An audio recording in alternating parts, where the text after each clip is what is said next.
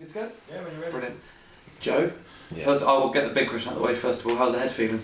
Yeah, much better, thank you. Yeah, it's well and truly on the mend, and hopefully something won't have to go through again. Thankful to not be playing with the cap anymore, I'm guessing. Yeah, thankful that it's healing well, and like I say, on the mend. No more cap. How are the lads feeling after Tuesday night in terms of being so close to picking up another 3 points? Yeah, I think it's ultimately frustrating because we want to win every game, but being realistic, maybe we're not going to be at our most fluid best every single game. So I think to be below par and still come away with a point away from home, we just got to take the point and make sure we turn it into a good point with a win Saturday. Talking about defence going forward, I know the last time you and I chatted, you said it was so important to have that defence and keeping it sturdy. You've obviously had some changes recently. Zach's gone back to Bristol City and you've replaced him with another Bristol City player. Yeah. What's that changeover been like in the last week or so? I think Dunk's come in well. He's stepped into what was a strong partnership between Mons and Morgs. So to come in is difficult for him as a young lad, but I think he's done himself justice.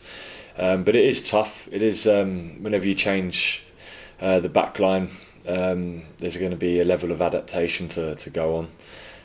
But no, I think it's been a bit frustrating not to keep that continuity, but it's something we have to deal with, and ultimately over the course of a season you've got to deal with these things.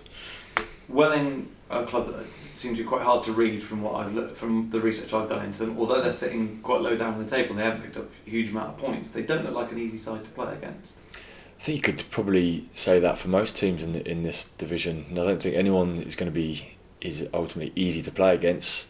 Most of the teams we've come up against so far, they make the game, difficult. They make themselves hard to break down.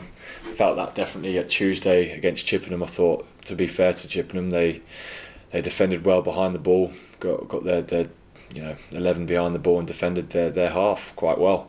But we've got to overcome that. We've got to come to expect that when you're top of the table, teams are going to want to get results against you, and if that means they're going to sit in and be hard to break down, then that's up to us to overcome that.